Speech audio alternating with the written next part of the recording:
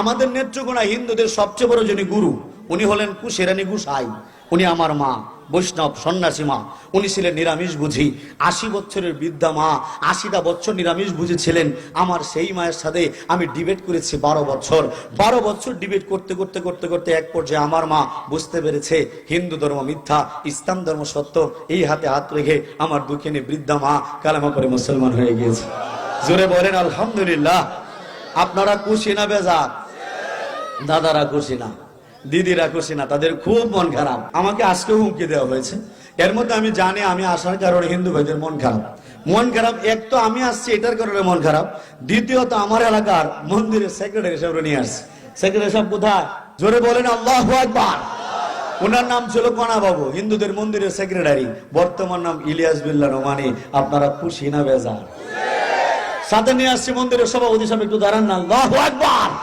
আমাদের নেত্রকোনা পূর্বদলার হিন্দুদের মন্দিরের সভাপতির নাম ছিল কানন বাবু। গতকালকে ওনার বউ মুসলমান হয়েছে। এই 46 বছর বয়সে কালকে বিয়ে পড়ে দিয়েছে, আজকে জামাই। আল্লাহু আকবার বলেন না। বাজান বসেন, ভাই বসেন। আরো জমক আছে। আমাদের সাথে আরেকজন ভাই আসছে, যে ধর্মের মানুষদেরকে আপনারা খুব কম দেখেছেন। একজন ভাই বৌদ্ধ ধর্ম থেকে মুসলমান হয়েছে, তাকে খাগড়াছড়ির বৌদ্ধরা বাড়ি থেকে বের করে দিয়েছে। তাকে আলহামদুলিল্লাহ আমি আশ্রয় দিয়েছি, আমাদের এখানে জায়গা করে দিয়েছি। ভাই দাঁড়াও, আল্লাহ সামনে আসো, সামনে আসো। আল্লাহু আকবার, নারায়ে তাকবীর।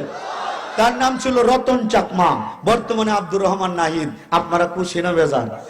আপনাদের দোয়া নেওয়ার জন্য বলছি, গতকালকে সহ আমি অদমের হাতে এখন পর্যন্ত প্রায় 750 উপরে হিন্দু বৌদ্ধ খ্রিস্টান ভাই কালেমা পড়ে মুসলমান হয়েছে। কিয়াতে আপনারা খুশি না বেজার?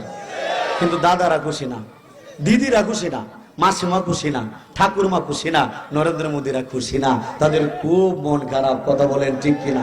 হুজুরের কথাগুলো নিশ্চয়ই আপনারা শুনতে পারছেন। এখানে হুজুর আসলে যেই কাণ্ডটা, যেই ঘটনাটা দেখাইছেন আমার কাছে অত্যন্ত ভালো লাগছে এবং সুন্দর একটা দৃশ্য।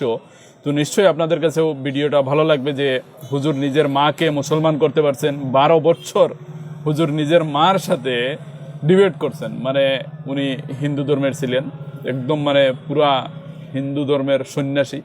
তো তারপরেও হুজুর নিজের মাকে বুঝাইয়া নিজের মার সাথে ডিবেট করে, মানে নিজের মা যেইভাবে হিন্দু ধর্মের কথা বলতেন, হুজুর ইসলাম ধর্মের কথা বলতেন।